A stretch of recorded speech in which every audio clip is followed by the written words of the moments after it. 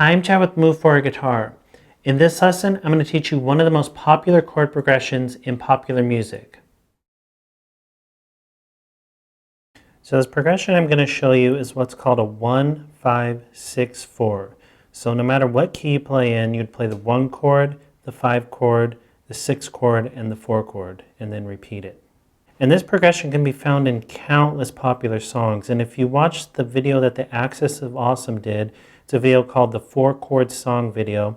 It shows how this progression is just in tons and tons of popular songs. It's a really interesting and funny video that you should check out if you haven't. So because of that, this is a really important progression to learn, even if it's not something that you're necessarily going to use for yourself. It's important to recognize it because you'll find it in so many songs.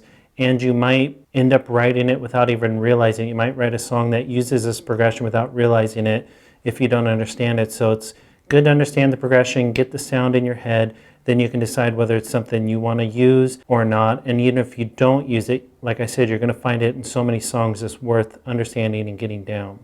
And in that video with the Axis of Awesome, I'm pretty sure they did it in the key of E, which I'll show you. But I'm going to start in the keys of G and C because they're a lot easier keys to play in on guitar, and especially for beginners, they're the easiest keys to play.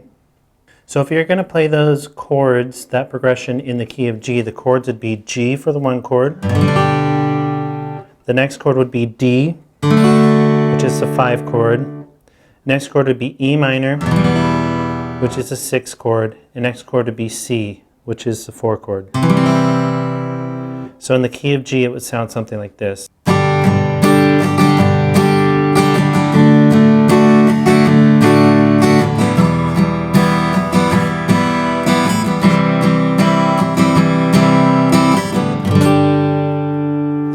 Now that's just a rhythm and strumming pattern I just picked out as I was playing, but you could play any strumming pattern, any rhythm, holds the chords out for longer durations or shorter durations.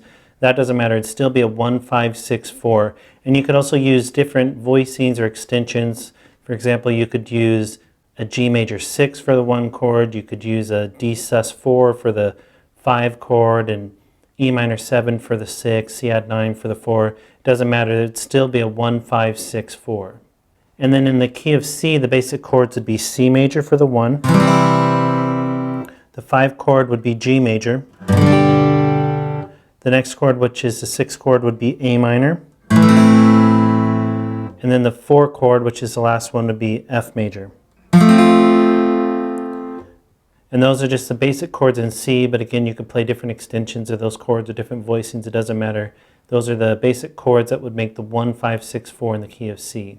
And like I said, the Axis of Awesome, if you watch that video and want to play along with them or play the songs that they were playing, they're pretty sure they were playing in the key of E.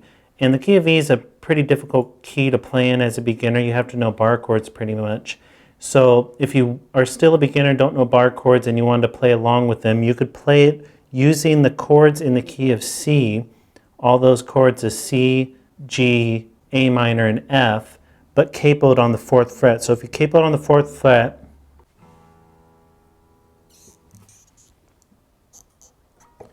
and played those chords,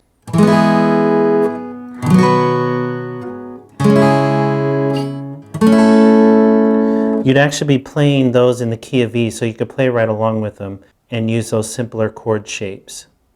You could also do it with the key of G chords, but you'd have to capo really high and it'd probably be too squished and it would sound really high in pitch, so it's better to do it in C if you can. But if you can play bar chords, if you want to play along with them, you could play E major for the 1 chord, the 5 chord would be B major, the 6th chord would be C sharp minor, and the 4 chord would be A major. So that's a 1-5-6-4 in the key of E. And you can play any rhythm. If you're not playing along with them, you could come up with your own stuff using those chords.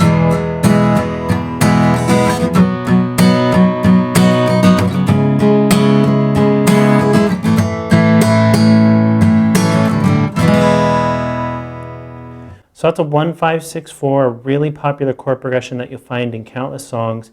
And because of that, it's really important to at least understand the progression and get it down. Even if you don't use it in your own music, you're going to run across it a lot. You'll hear it in different songs, or as you're learning other songs, you'll run across it. So it's important to learn as you're studying music. It'll be really valuable to you. And if you'd like to get more progressions like this, as well as more chords and chord voicings that you can play and chord progressions that you can play, we have a free eGuide that you can download that includes this chord progression in the keys of G and C with different voicings, as well as a whole bunch of other chord progressions and different chords and chord voicings and extensions. So you can download that for free if you click the link on the screen, and that'll be really valuable to you as you're learning guitar. And also be sure to subscribe because we have at least one new lesson every day.